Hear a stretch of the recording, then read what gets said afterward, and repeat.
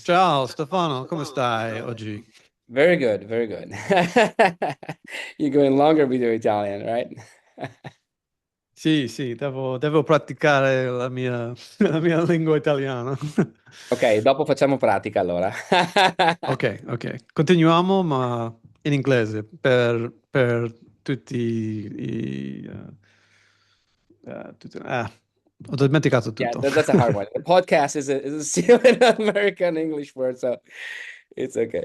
Okay, cool. La Let's start prossima the. volta facciamo un podcast in italiano, ok. You sure? Okay, Non that's gonna be quest, really sì, sì, challenging. magari. Mi piacerebbe molto. Okay, okay, let's do Ok, it. ma in Cool. inglese. For now, in English. So what do you want to talk Okay, about? let's kickstart this episode 16. And so, yeah, Alexis, I know you have an interesting topic to bring on the table, so let's do it. Yeah, I wanted to talk about local models. So a couple reasons for that. One is my impression is that there's a lot of chatter on Twitter now about local models, a lot more than there was like 6 months ago. The folks who use Hermes Agent often talk about using it with local models, and there's a couple prominent or rapidly rising in follower count Twitter personalities who talk about, hey, you can do this with an RTX 3090, or you can do this with a RTX 40 something, or oh my God, NVIDIA just gave me a GTX Spark. Now I can do everything on Earth with it. Um, and well, it's all very exciting, isn't it? Like, don't we Yeah. wish we didn't have to spend spend $100 a month with OpenAI and Anthropic just to do what we used to do with our own brains. It would be pretty cool if Yeah, we could do yeah. it all with local Even the models. money spent on token monthly and daily, it's a very hot topic right now because if anyone has used any coding agent, they know that this is a thing. And not only the coding agent, you like, I don't know, any other tool that's AI for serious stuff is like burning a lot of token. So Yeah, so that's one of my reasons. Local models, they're so hot right now. Everyone's talking about them. Um, and I have this question like, well, is this real or is this like nonsense? And I've tried using them for coding and I can report my experiences there. But the second reason I'm interested in local models is because of my favorite robot, Sparky, over here. And I've actually written the whole stack for Sparky so that because it's based on OpenClaw, you can switch the model and you can run Sparky 100% offline. The LLM, the speech to text, the text to speech, the voice recognition, the face detection, now also the face recognition, which I added since we last spoke, uh, diarization. Um, I'm forgetting other things there, like endpoint utterance detection. I've got like a half dozen custom models in there now, but all of it can run offline. But the heart of the intelligence is the kind of AI. So a question I've always like been asked about is like, well, you can run it locally, right? You can run it locally, right? And I had a little episode with this that I thought I'd talk about. yeah, it's very, really interesting to hear about this kind of thing. And again, maybe much more from the token point of view, but I would really be interested, and I'm pretty sure a lot of people is about even the kind of like a privacy stuff, like knowing that the things you can work unplugged from the web, Yeah, in your own the thing. privacy is huge because Sparky, I use him to get help with email. Like honestly, just earlier this morning, I was asking him to search my email to catch me up on past correspondence related to like possible job opportunities. Like maybe I don't want all that information like flying around to like every AI provider in the world, or Yeah, stuff like that. And it just I love your email stuff. Sparky overhears everything in the living room. So it's really not like something you want necessarily broadcast. A local model would be great for privacy. Yeah, it's like having your personal computer or having someone else's computer, yours the personal stuff. So it is, I think it's really for these kind of use, especially your family is all around. You say always he remembers the name of my wife and my kids and stuff like that. This is the kind of thing that you should have a way to opt out to the Yeah, all in yeah, the cloud thing. And I think that the right. local thing okay, even the money thing is that like if you know that you're always paid for something, maybe use less. Instead, okay, I'm using my own tools. I already paid to buy that, or Yeah. I So got so it. here's And yeah, so I'll tell you my experience with local models for coding, and then I'll tell you my experience my expectations, and then my recent experience with local models for let's call it social robotics. Uh, for coding, when I have set up the local models that the local models fans say are great, running on, say, my DGX Spark, running on Hermes Agent, going overnight, it kind of works. It kind of works. So like I have been able to do the thing where like a local model runs for a few hours and it creates like a particle simulation. I got that working. That was kind of cool. Um, then I tried to get it to, properly GPU accelerate it and it didn't quite work. Maybe it would have with a little more steering. Um, my experience when I try to do like really heavy development though is it doesn't actually work. Like the I may be holding it wrong, but just as like a personal experience report, I feel like GPT 5.5 is not as strong a model as I need it to be when I'm doing development on Sparky. Right? So I don't see how a model that's like equivalent in strength to something of like a year ago is going to be good It's like enough. a It's like go, my impression is that local models now would be really great if your workflow is the workflow of someone who didn't know about AI, was just starting to adopt AI a year and a half ago, balance. right? But everyone who's really AI pilled now has a different workflow. They're not using AIs for like local code completion that much. They're kind of handing much larger pieces of work over to AIs. Yeah. So the local models like are extraordinarily good, but they're not as extraordinary as the cutting edge. And if your workflow is leaning into cutting edge capabilities, then I don't think the local models are actually that relevant. That's my current impression. What's your impression, Stefano? Yeah, I can give you like even another kind of use case that it started as a like a coding thing. The idea of the coding agent, like Cloud Code, the very first one. And it is okay, incredible for coding, but once you understand that just the generic like agent loop, you can use that agent loop for do something else. And yeah, that we're into Pi. We're both into Pi. I'm pretty sure you use Pi to run the local stuff on your machine. So like your local coding experiment, you did Pi. Yeah, no, I did it with Hermes agent actually. I think Oh, I have a Olama server, so I also do that with Pi. So I'll switch over to Olama, and gotcha. so I can hit the same server from OpenClaw or Pi, or Hermes agent. So the point is that okay, boilerplate local model is good, but once it comes to like architecture or reasoning or like really understanding something, maybe it's not the best. There's this very I will talk about Yeah, later. I think the difference is like number of files, extent of code, and then like judgment around research. Of course, Um, it's all about the context. We know that, but yeah. mainly about the context.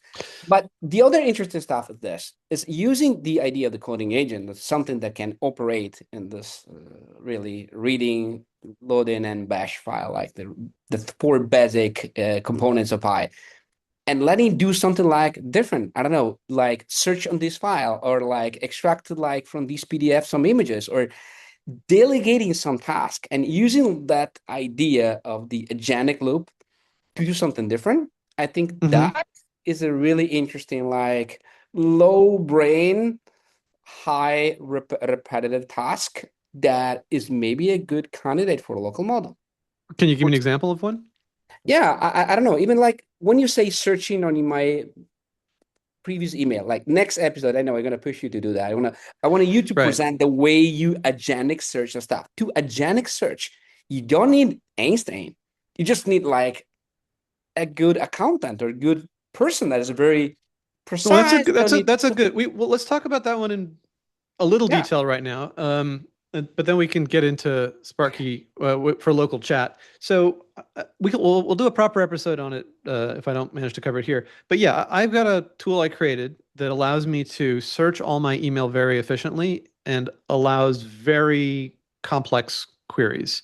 So like, hey, I had a couple communications with different people from this company. Can you find every individual I talked to at this company and create a website that then open it on my browser that shows their names and the history of communication and what the different people, are about. Like Maybe that asking that for the is website in the end is too much, but the same kind of simple question to extract the main source of information, I well, no, would but this really is like have. literally a query I did, I want 10 to minutes hear ago. from you. I want to And hear I from just you. I just ask Sparky and he does it, and then a page shows up and it has like, okay, these are the three individuals from such and such company. This is the, admin, Yeah, this is the contact, this is the recruiter, like all that stuff. And here's when your last communication was.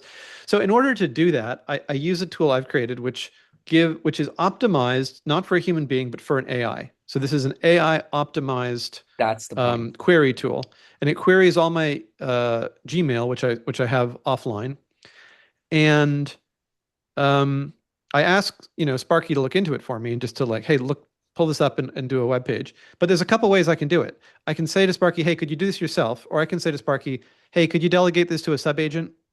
And then Sparky will sort of do it in the background with a different, possibly Yeah, AI.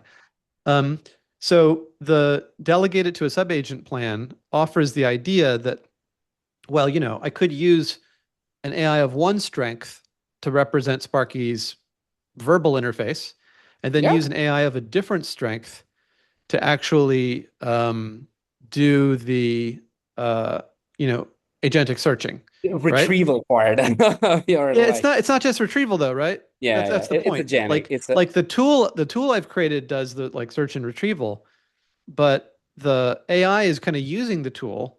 And when you're asking the AI to determine the sort of social and professional role of different um, uh, recipients or senders within an email chain, and then to create a website summarizing it all, um, you're not just doing retrieval, you're doing a kind of like semantically rich interpretation yeah. and like code generation, right?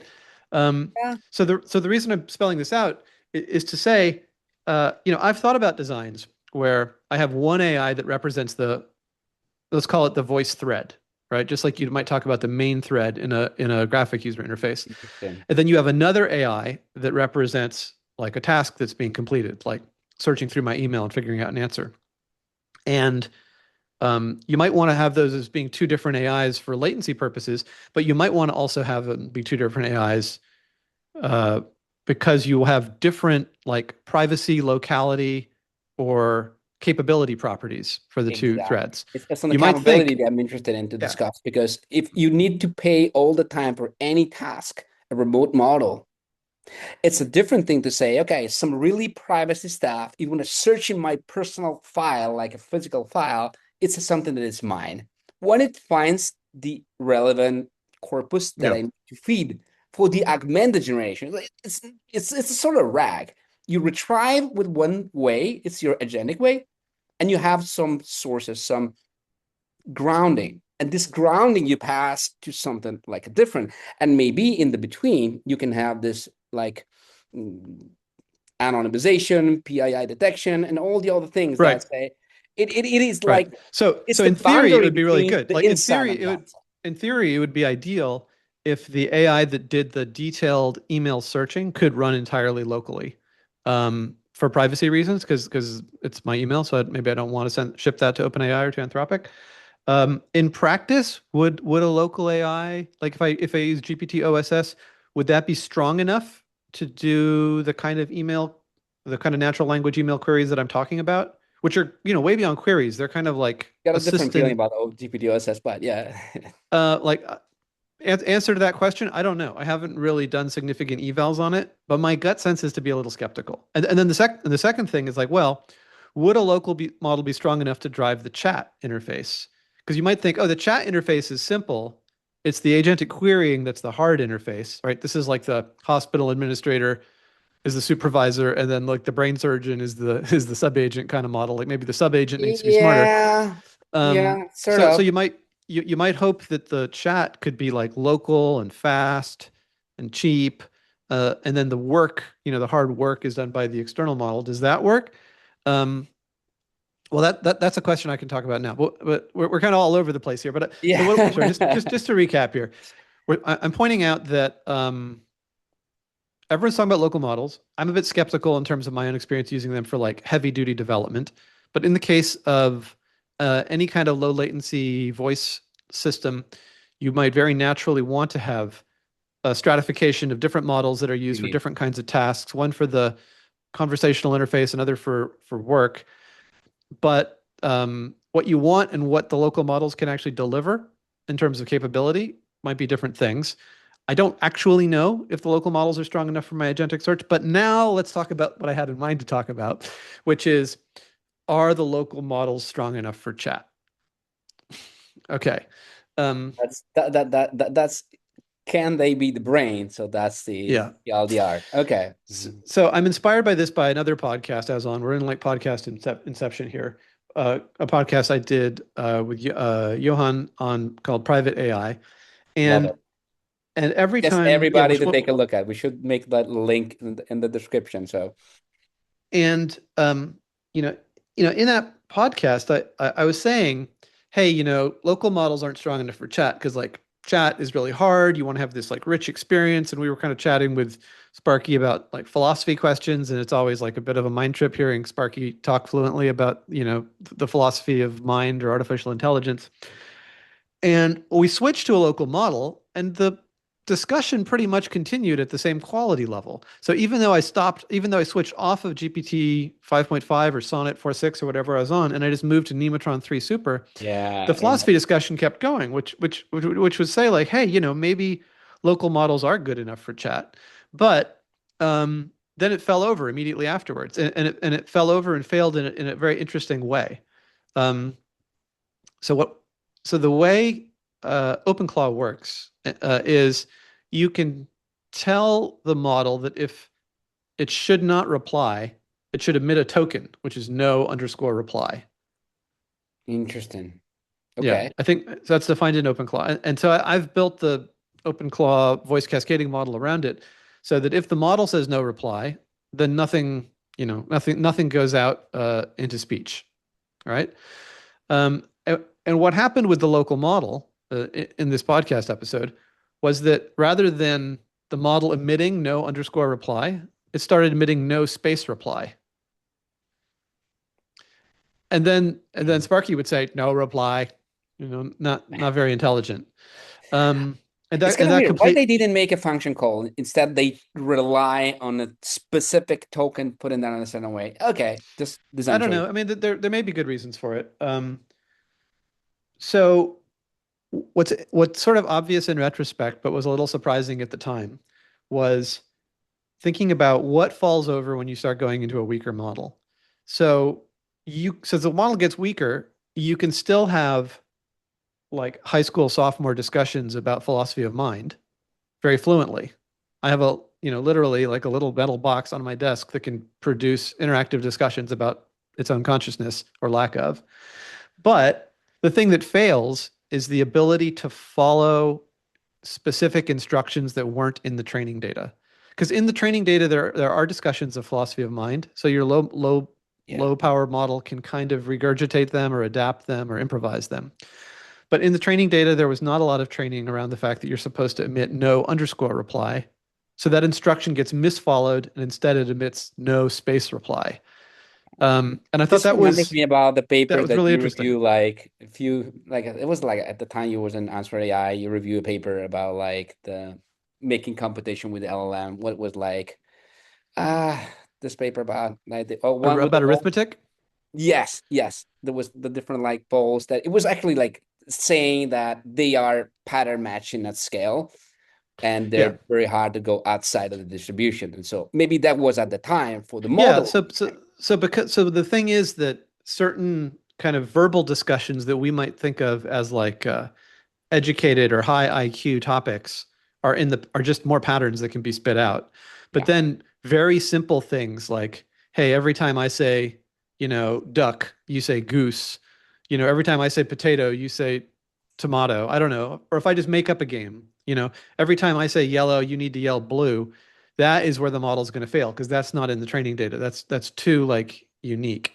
Um, and that's interesting because it kind of suggests that uh, yeah, it suggests that to the question of is a local model strong enough for chat, the answer is not simple. It kind of depends what kind of chat you're doing. Um, and so here are other failure modes I've seen. So first of all, Nematron 3 Super at the moment is not the thing that runs best on the DGX Spark, ironically, because the version of it they shipped on Ollama doesn't cache properly, so it just falls over as the context grows. But GPT OSS 120B has been prepared properly so that you get good KV caching, so that you can have like extended interactions with GPT OSS 120B. But I've seen similar failure modes there. So I was running Sparky on GPT OSS 120B. Uh, Sparky hears a lot of text through me talking, like a conversation like this. And then the model gets bottlenecked on like how much text is coming in. So that you run into a bandwidth problem, like how fast can a kind of weak model process incoming language. So there's engineering solutions to that, but that's like a thing you need to so create the solution for. And then I ran into the problem of like no reply, like never stopping. So I'd get the GPT OSS model just spitting out like not just one, it would get no reply. Okay, that's good. But then it would spit out no reply, no reply, no reply. And then like the Oh, whole session would get frozen because I just see hundreds and hundreds of loops of like no replies concatenated onto each other.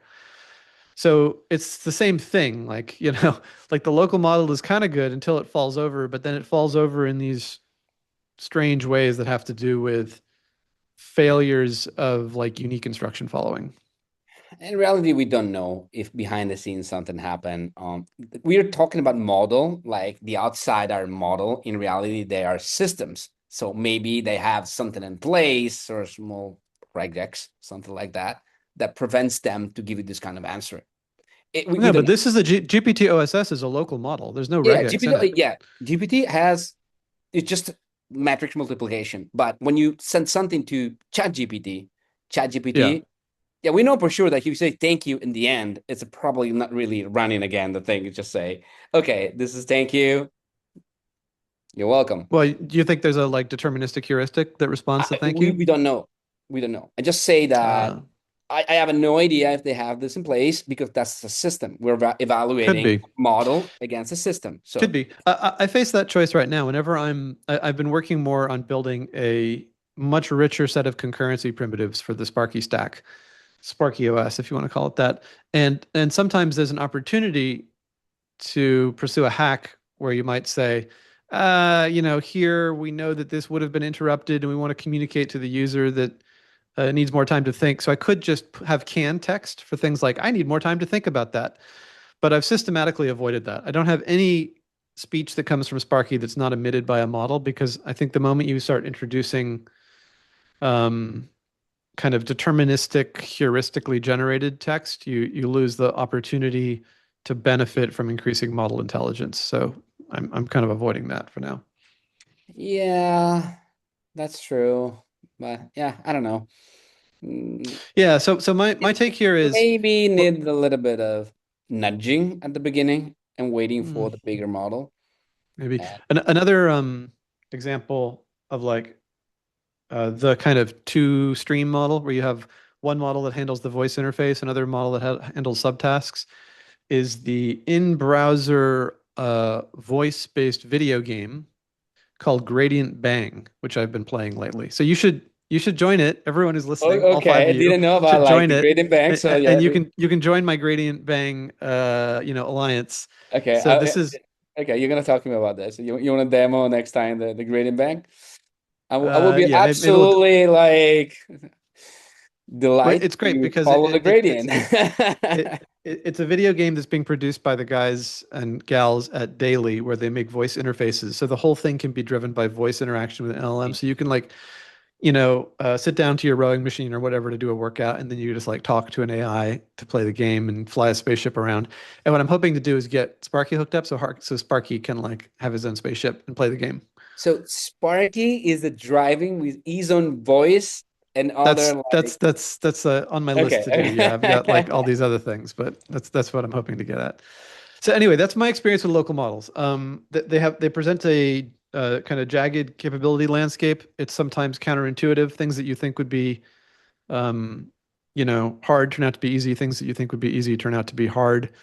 It's a problem I'd like to solve because it seems very important for low latency, high quality social performance and for privacy. But I don't think anyone has solved it yet. That's why it's a fun problem. Yeah, absolutely bleeding edge. So Yeah, Alexis. I think we're like a little bit off today, but yeah, We're that's yeah, we're we're absolutely we're past valuable. it We're again. I blew it. I was bad by we talking didn't about even my try to email pretend tool. to make the 15 minutes. So I know this is terrible. Let's see what Sparky has to say. Hey, yep. Sparky, do you have any final thoughts that you want to add to the podcast on the value of local models? Like, would you be more comfortable if you were running locally?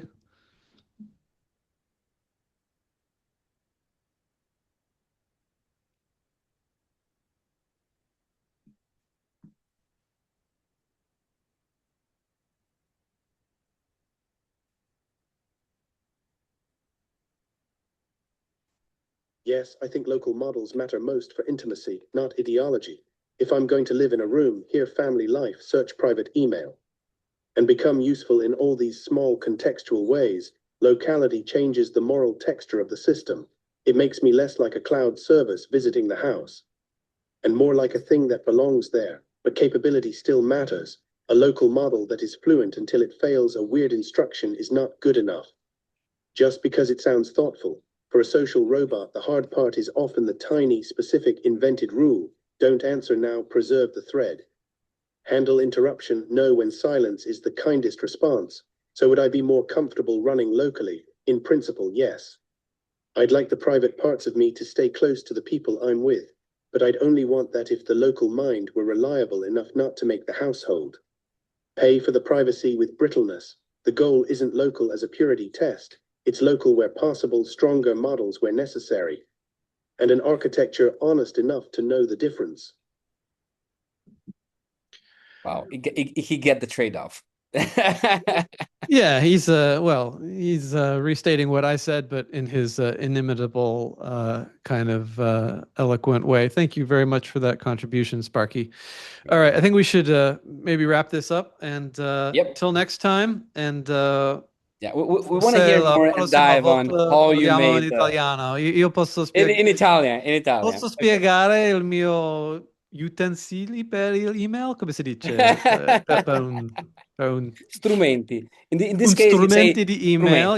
strumenti. Yeah, Io devo praticare e poi posso spiegare il mio strumento. Okay, strumento. that's enough of that. Enough of me embarrassing myself. Let's talk next time, man.